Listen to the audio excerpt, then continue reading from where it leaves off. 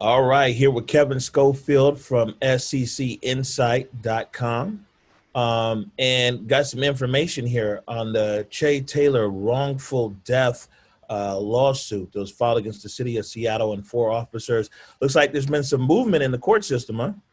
Right. The judge made a ruling today on a motion for summary judgment by the defendants in it. And it was a 28-page ruling today. There was a lot of meat in this. And, for context, this is basically the last thing that happens before they go to trial. You're in fact supposed to go to trial in June on this. And because of COVID, things have gotten backed up. And the judge said, okay, while I'm figuring out this motion for summary judgment, let's go do all the other paperwork and other stuff so that we can go, for trial as soon as possible if there's anything that survives after this. So they're basically almost ready to go to trial at this point. They haven't scheduled the date yet. That will probably be the next thing. But it was a really important, like I said, 28-page ruling today that had a lot of stuff in it and was really a mixed bag. So let me just sort of back up a little bit and sort of talk about how we got here. Che Taylor, as most of us know, was shot and killed by multiple police officers in February of 2016.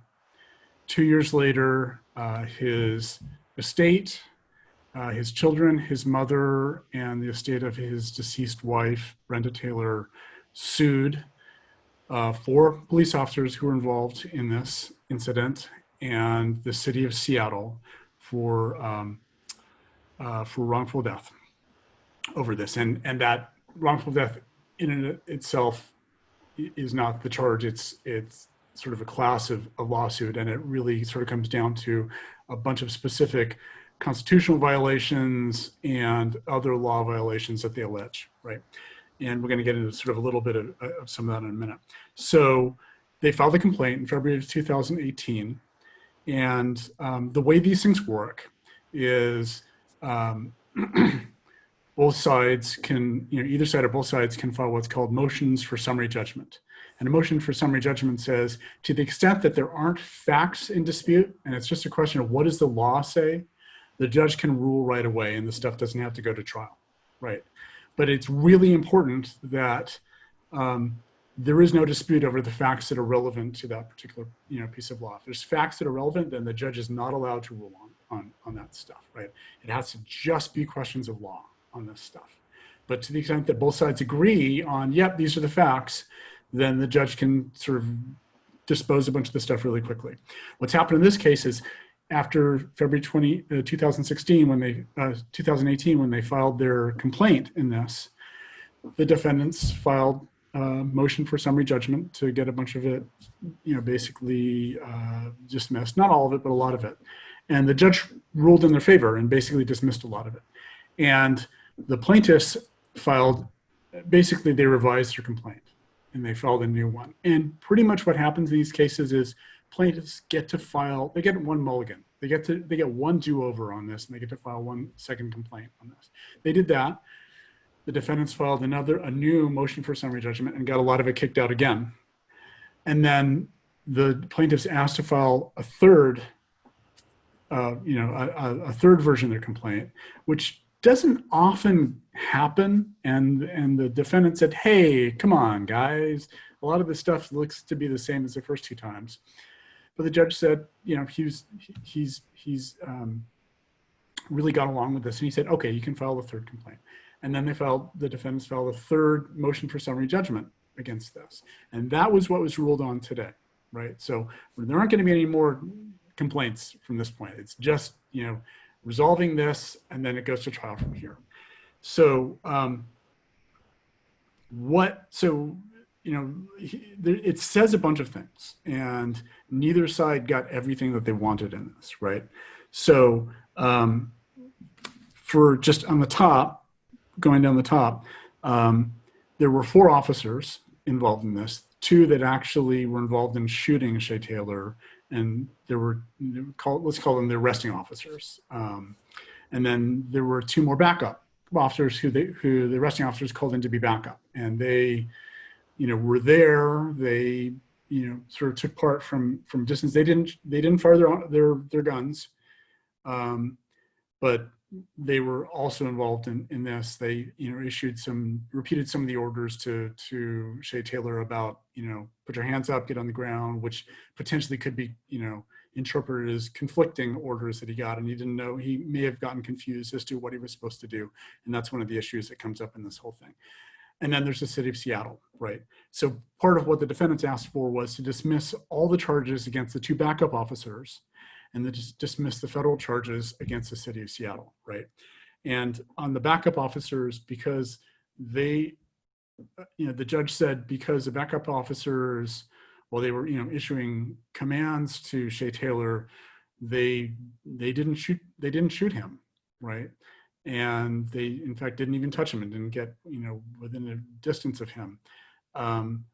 There's no evidence that they violated any laws or violated a constitutional right. So he dismissed all the charges against the two backup officers, not against the two arresting officers, but the two backup officers. They're out of the case now. They dismissed the federal charges against the city of Seattle. Not the state charges, but the federal charges. But the federal charges are a big part of it because of the civil rights issues around this.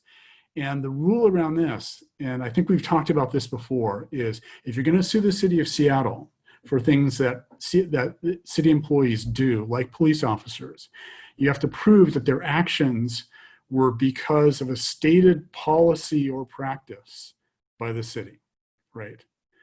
And what the judge said was the plaintiffs didn't present any evidence that there was a stated policy or practice of the city to violate Shay Taylor's,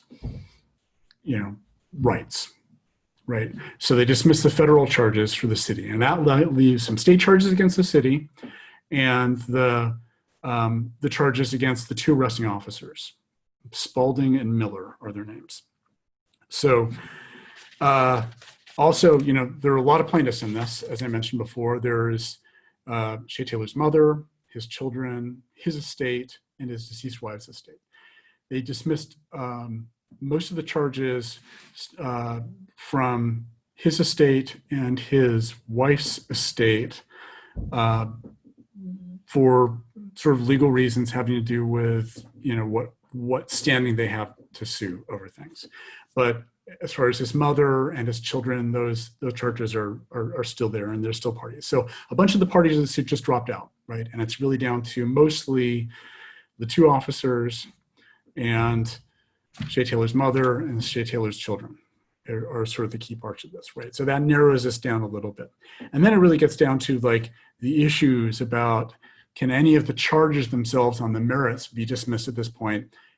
Coming back to this notion of motion for summary judgment, and is it about, are there facts that are still at issue, or is it really just a question of law? And mostly what the judge said is for a lot of the remaining stuff, there are important facts that are still at issue. Let's talk about a couple of them here. So the judge characterized this case, which is, there wasn't a lot of evidence. Really, it was about testimony. But he said, where a lot of times, these are he said, she said cases.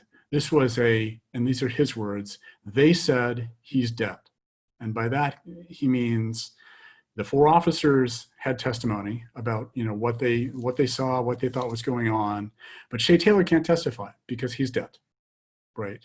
And there were a couple of other witnesses in the car, but they have not provided a lot of testimony, and it's not clear how, even to the extent that they provided some testimony, how compelling that testimony is. So they didn't really, in any compelling way, as far as the judge could see, contradict any of the evidence directly that the officers did. But the judge still said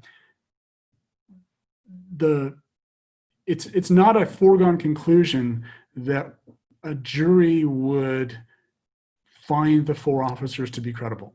They may not.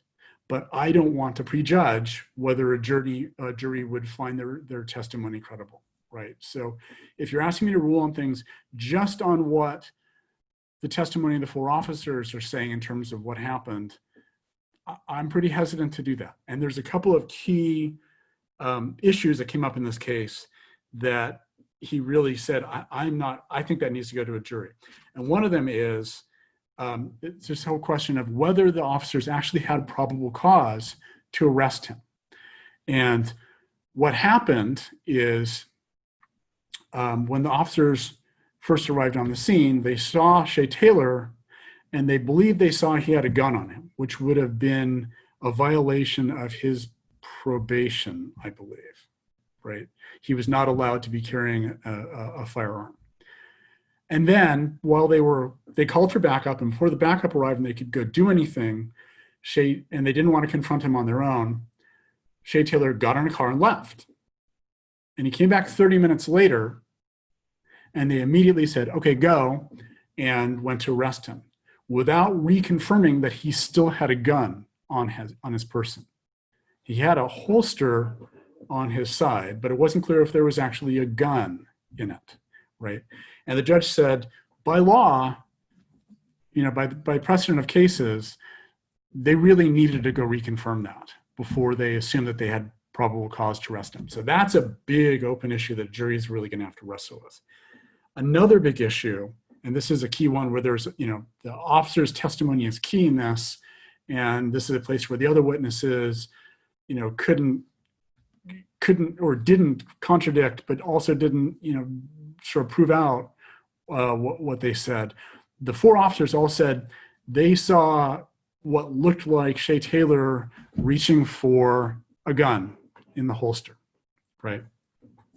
And that is what caused them to shoot him, the two officers who shot him. But did he really do that? So the officer said yes. Witnesses didn't contradict, but they also gave potentially contradictory orders to him. Some of the officers saying, put your hands up, other ones saying, get on the ground. And he was just standing up, getting out of a car. So the door to the car was open. He was standing right there.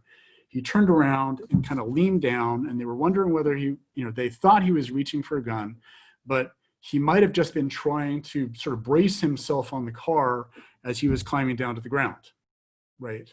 But that's when they shot him. So there's this question of, do you believe the officers when they say he was reaching for a gun? And the judge said, there are facts in dispute there, so it is inappropriate for me to make a summary judgment on that. That definitely needs to go to a jury. So that was a really, really big issue around this. There are a couple of legal issues here that relate to what's called, and this is a really controversial part, called qualified immunity for police officers. And it's something that the US Supreme Court is actually wrestling with. And there are some Supreme Court justices who have said, we need to go revisit this right now. This is a policy that's been under enormous amount of scrutiny. And the judge in the Shay Taylor case specifically said, quote, it's due for a major overhaul. The case law around this and where we've ended up, because it's almost a free pass for police officers in a lot of ways, this notion of qualified immunity, which says that that police officers are immune from prosecution if the facts of the case don't clearly demonstrate a constitutional violation, or the constitutional right wasn't clearly established at the time. But in this case, it's really kind of about the first one, right? Do the facts clearly demonstrate that there is a constitutional violation? If not, then they're immune to prosecution over this. So what the judge there said, again, the facts are not clear about this. And so I want a jury to weigh those facts and then come back. And at the end, after they weigh those facts, I can decide at the end, very end of this case, at the end of the trial, whether they have qualified immunity or not. But at this point, I'm not willing to say on that. And in a similar sort of notion, there's another free pass for police officers, which says that they can't be prosecuted like this if the person was in the act of committing a felony, like having, in the case of Shay Taylor, if he really was in possession of a firearm, that would be a felony for him. But again, the judge said the facts are not clear about whether he was really in possession of a firearm. They found a firearm underneath the front passenger seat. after they shot him and killed him. But it's not clear whether it was in his possession or whether he was reaching for it at the time of when they shot him. So again, he wants a judge to go do that. So sort of in total for all this, the judge cleared out, some of the defendants, cleared out some of the plaintiffs, narrowed the case in some interesting ways, but largely said, this has to go to a jury because, I can't, there's a bunch of stuff here I'm just not allowed to settle through a motion for summary judgment because the facts are very clearly still in dispute over this. Wow. All right. So what are the next steps in this case? So the next steps are the judge and the two sides have to decide when the trial happens, right? They've done a lot of the pre-work for it. They've got a little bit more pre-work, like, the instructions they would give to a jury, they have to write that up. They would have to actually, pick a jury, but that happens after they set a date. First thing they have to do is set a date for the trial. And that could be, whenever they decide. So I would assume sometime in, next week or so, the judge and the two parties will probably have a little conference and, pick a date for the trial. Yeah. And then they'll figure out the date for all the rest of the things that have to happen. And it could be super soon, right? It could be as soon as next month. Probably won't be this month. But again, a lot of that has to do with how they decide a trial should go forward. Right now, the federal courthouse is still closed because of COVID, right? So if they wanted to do a trial now, and both sides decided they want to do a trial now, including having witnesses testify over Zoom or something like that, they could do that. They could do it all online. And there are other cases that are moving forward all online right now, right? But if either side decided that, no, it's really important to them that a jury trial happen where the jury can actually see live witnesses, and it's got to be in a courtroom, then that may or may not be able to happen right now, and it may be a while. So that's the thing to look for. What does the judge and the two sides decide is appropriate for how this case should go forward and what a trial would look like? All right, Kevin Schofield, SCC Insight. Thank you for, as usual, man. You put it all in bite-sized pieces for the public. My head is I know you just read this thing too. My head is still spinning. There is a lot in this, and it's really complicated to tease this stuff out. Believe me, my head's been spinning for 4 months now. So, all right, man. Talk to you soon. Okay, thank you.